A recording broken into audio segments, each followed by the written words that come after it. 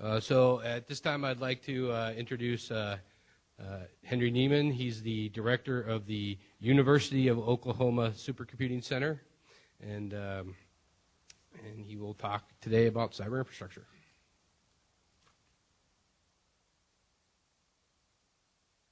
Thanks, Aaron. And I speak very loudly, so on this end, I think they're going to turn down the amplification, and on that end, I recommend you turn down my volume a little bit. I'm just very loud. Are you page turning, or am I? Oh, great. Okay. Are my slides? They're getting my slides up. Okay. All right. Well, in the meantime, I'll vamp. So I got on the plane. Oh, there we go. Perfect. All right. I got on the plane. It was 70 degrees. I got off the plane. It was not. So, but I grew up in Buffalo, so thank you for the warm welcome from old home days. All right. So I'm going to talk about cyber infrastructure at both the institutional and statewide level. And how they work together. So let's go to the next slide. Okay. All right. So here are some people. Next slide. There's some things. So that's my talk. Thank you. Wouldn't that be nice, though? All right. Next slide. Okay. So let's talk about what cyber infrastructure is, because if we're going to spend the whole day talking about cyber infrastructure, we probably should define it. Next slide. Okay, so how many of you have seen Pirates of the Caribbean? And here I mean the good one, you know, the first one. The other two are kind of junk. But, all right, so there's that scene where they're marooned on the desert island, and they're drinking the rum, and they have the big bonfire going on behind them. And Captain Jack Sparrow is talking about what a ship is. And he says, what a ship is, it's not a keel and a hull and a deck and sails.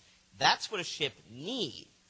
But what a ship is, what the Black Pearl really is freedom. Okay, well, so in that spirit, next slide, let's talk about what cyber infrastructure needs. Let's talk about the keel and the hull and so on. So at the top of my list, because this is my bread and butter and how I make my living, is supercomputing, high-performance computing. And we'll talk a little bit about that. High-performance networking, we want to move data very quickly, mostly because there's so much of it. High-throughput computing, which is not getting a lot of speed for an individual run, but getting a lot of work done collectively over some period of time. Grid or cloud or utility computing is becoming increasingly important.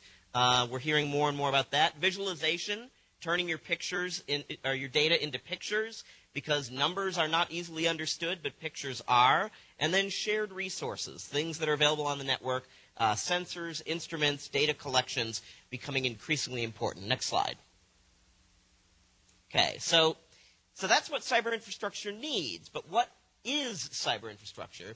Well, it's the techniques and technologies that are really based on typically very large-scale data and information to enable the best thinkers, the best inventors, the best implementers in all segments of our economy to discover and to design new generations of knowledge, products, services, whatever it is, capabilities in science, technology, engineering, and mathematics, in STEM.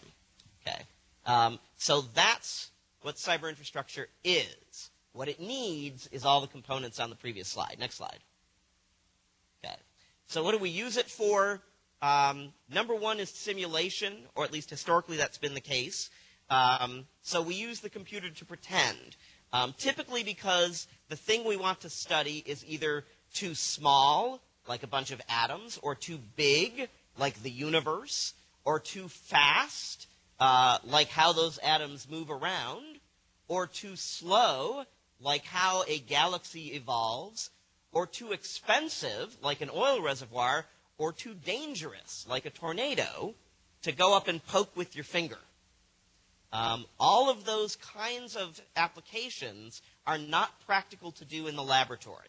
Now, there are uses for simulation that relate to things that are practical to do in the laboratory, like making sure you understand what the processes are, making sure your belief about the laws of physics or chemistry or whatever that govern that phenomenon actually are what they are. But mostly it's in the category of can't do it in real life. So computational science and engineering makes the impossible possible. High-performance computing makes the impossible practical. Optimization, picking the best mix of things. Classic example of this is Clorox.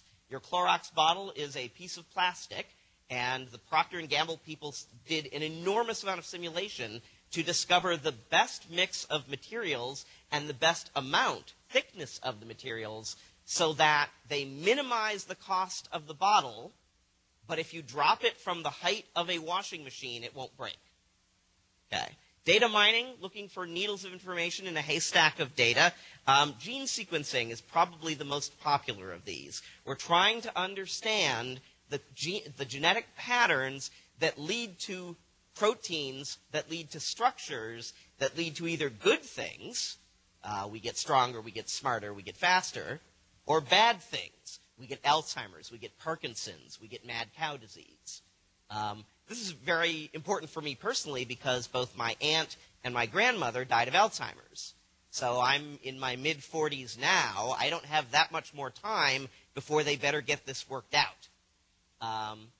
And then visualization, turning enormous mountains of data into pictures or movies or ideally interactive movies. Because the purpose of computing is not numbers. The purpose of computing is insight. Next slide. Okay, so let's talk about what we're doing in Oklahoma. And I'll use Oklahoma essentially as a case study. We'll talk about what we're doing in my home state in order to give you a sense of what the possibilities are in your state and across the nation. Next slide. Okay, so we have a nice big machine. And by the way, I'm always, of course, tremendously proud of our nice big machine. Less proud by year 3, which is where we are now. But the good news is, you know, the minute we sent the purchase order for this machine, we were already starting to design the next one. So it's a nice big machine. Next slide. It debuted as 90th fastest in the world, so we were very proud of that, mostly because we got to say we were in the top 100. It also debuted as the 10th fastest among U.S. academic supercomputers, excluding federally funded national supercomputing centers, because we like to do an apples-to-apples comparison. So we got to say top 100, top 10. Next slide. And not long after it debuted, we got it into production. So we bought it just after the beginning of the fiscal year. We got it into full production about 2 months later, 3 months later. And by Christmas Day, it was 75% full. I was very proud of that. I logged in Christmas Day. I took a look at what was being used. I sent a note off to my boss, our CIO, and I said, hey, it's Christmas Day and the machine is 75% full. And he wrote back and said, why are you emailing me on Christmas? Next slide. Okay. Our sister institution, Oklahoma State, instead of having one big machine, they have a number of mid-sized machines. So you can see a list of them here. Notice, by the way, it's always valuable to pick names that are very institution-themed. So you always want to make sure that you reserve the really good names. So we have reserved Sooner, Boomer, and Schooner because we figure we want those names for our big machine. So our current machine is Sooner, which is the second time we've used that name. Next slide. Okay. By the way, supercomputers are getting faster and faster. That shouldn't surprise us because computers are getting faster and faster. How many of you have heard of Moore's Law? So what does Moore's Law tell us? Anybody know? So, yes, in the back. How often? Every 18 months. Yes, processing power doubles about every 18 months. By the way, I was once asked by a student, what's the difference between processing power and processing speed? And I had to think for a minute, and I stopped using the word power. So processing speed doubles about every 18 months. So this graph here, which, by the way, it's logarithmic in the vertical, because otherwise the graph would not be very interesting to look at. That lower sort of straight line, that's Moore's Law, what Moore's Law predicts will happen in computing. So you can see computers getting faster and faster all the time. But the upper jaggy curve is actually supercomputers. That's the fastest supercomputer in the world. It's measured about every 6 months. And you'll notice that supercomputers are getting faster and faster, faster than computers are getting faster and faster. We'll come back to that later. Let's go on. Next slide. Okay. We also, in addition to the big supercomputer, we also have a whole bunch of extra free resources that cost us nothing but a little bit of labor. So as an IT department, so our supercomputing center is a division of IT. So we have access, the same access to the CIO's good graces as the other divisions of IT. And it turns out we have all these labs all over campus, and most universities have this, that have PCs in them for classes, for software the students can't afford, things like that. So you have to have those labs. But on the other hand, it turns out they're idle about 80% of the time. You go into a lab during prime time, especially as you come close to the end of the semester, and they're full. You go in at night, you go in over the holidays, you go in on weekends, and they're empty. So why let them stay idle when they could be used for number crunching? So we downloaded some free software and deployed it. The materials cost for this is zero. The labs are already there. The software is free. It did take a bit of labor. And so we have essentially another entire supercomputer's worth of free resources on our campus, mostly being used for the high-energy physics research, because that sort of translates over to this model pretty well. Now, it sounds like a great thing. Oh, look, free supercomputer. The problem is that many applications don't run well in this, so you have to have both side by side. Next slide. So in collaboration with OSU, we're helping them with setting up something similar. Next slide. Okay.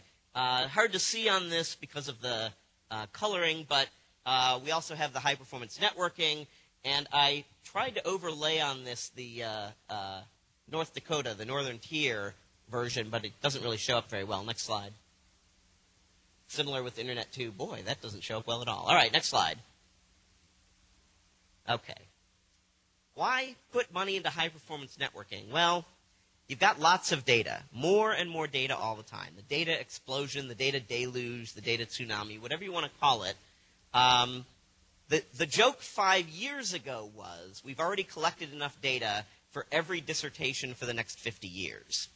And that was 5 years ago, so we apply Moore's law to that. By the way, disk drive sizes double every 15 months, so you're actually getting the data growing faster than your ability to process it.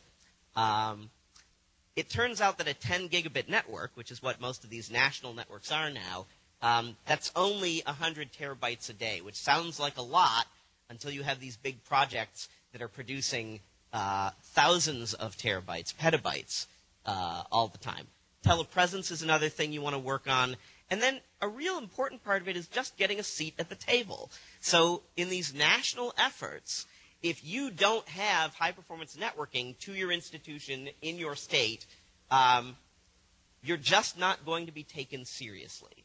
So one of the things you have to do is you have to get on board the train so that you don't get run over by it. Next slide. Okay, so let's talk about the Oklahoma Cyberinfrastructure Initiative. Next slide. So back in late 2007, I think it was right after Thanksgiving, I got a call from our state EPSCoR assistant director, associate director, whatever he's called, and he said, so Henry, we're doing our Track 1 proposal, and they have this new thing called a cyber infrastructure plan that we're required to have, and we figure you would write one. And I said, hamina.